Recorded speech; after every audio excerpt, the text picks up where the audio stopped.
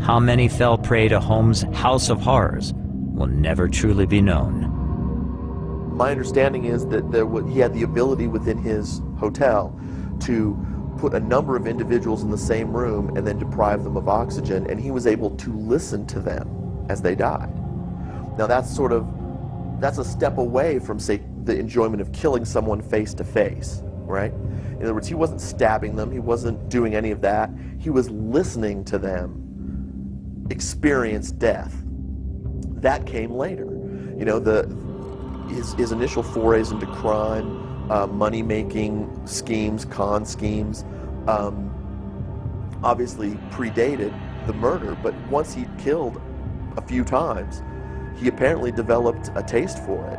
That hotel, while it was to a certain degree a money-making thing, I mean, he ran it as a hotel, there were people that checked in, he obviously got money from them, but there was a lot of money spent on pursuing his fantasy or his murder life, if you will. It's pretty interesting that he would use another kind of criminal behavior to essentially fund a non-profit making aspect of his criminal behavior, which was killing people for fun. Holmes might never have been caught, except for his own greed. When the Chicago Fair closed in October of 1893, Holmes decided to leave the Windy City. But before he left, he teamed up with two other con men, Benjamin Pitezel and Marion Hedgepeth, for one more scam, this time in Philadelphia.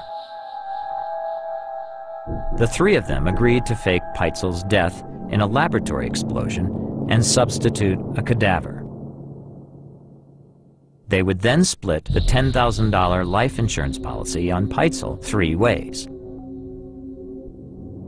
But Holmes' greed led him to kill Pitezel for real. Then Holmes reneged on Hedgepeth's share and ran off with the money and 3 of Pitezel's 5 children, Howard, Alice, and Nellie Pitezel. Incensed that he hadn't gotten his share, Marion Hedgepeth ratted him out. Holmes was eventually tracked down by Philadelphia detective Frank Geyer in 1894. Geyer was the first of the serial killer detectives. Detectives who, through sheer determination and dogged police work, would bring these hell fiends to justice. Sadly, Geyer was too late to save the children. Holmes had already murdered them. The Philadelphia prosecutors tried and convicted Holmes for Benjamin Pitezel's murder and the brutal killing of the 3 children. But the full depth of Holmes' depravity lay back in Chicago. There, police, alerted by the insurance underwriter for the Pitezel claim, raided Holmes' murder castle. What they found turned the stomachs of even the most hardened of Chicago's cops. Strong men who had lived through the Chicago fire that killed thousands. The mansion contained rooms for torture and gas chambers. The stove in his office held a rib bone and hair of a woman. But the real horror was in the basement. Here, police uncovered a macabre disassembly plant for human bodies. It was here that Holmes dissected his victims, stripped the flesh with powerful acids, and then sold their skeletons to medical schools across the country. Those he didn't dissect were burned in 2 furnaces that he had specially constructed for that purpose, or they were cast into lime pits. The total number of victims will never be known. But evidence pointed to hundreds murdered.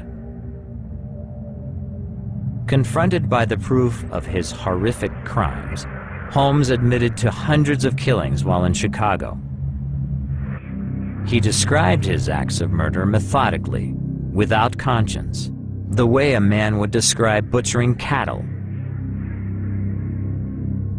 Indeed, throughout his confession, Holmes, America's first and most accomplished serial killer, sat stone-faced as he recited ghoulish details of the slaughter. Indeed, as many future serial killers would do when they were caught. There's a couple things that I find really most interesting about Holmes. Number one is that he was a criminal in the larger sense. In other words, a lot of his murders were associated with insurance scams. He was a guy who was after the buck.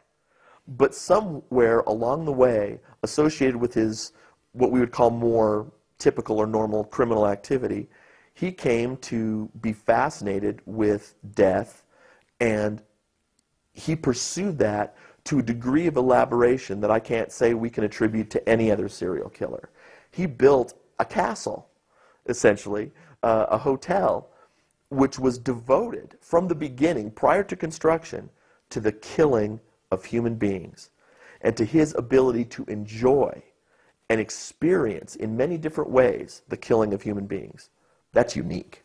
This wasn't just a person who killed once or twice or even a number of times. This is a person who built up an elaborate physical building that sole purpose was to allow him to kill people in the most elaborate ways, to listen to their cries of pain, and then to dispose of the bodies so that he wouldn't be caught. The elaboration of that fantasy required as its first step a lack of conscience. For Holmes, killing was part of his compulsive crime business. But it was also a business for which he had no scruples. A business for which he had no conscience, showed no remorse. H.H. Holmes was put to death in 1896 by hanging. It took him 15 minutes to strangle to death, shorter than many of the tortures his victims endured in his house of horrors. As for Chicago's Castle of Death with its grisly evidence of murder, it burned to the ground in 1895, but was forever embedded in the American popular culture as the archetypal house of death and torture.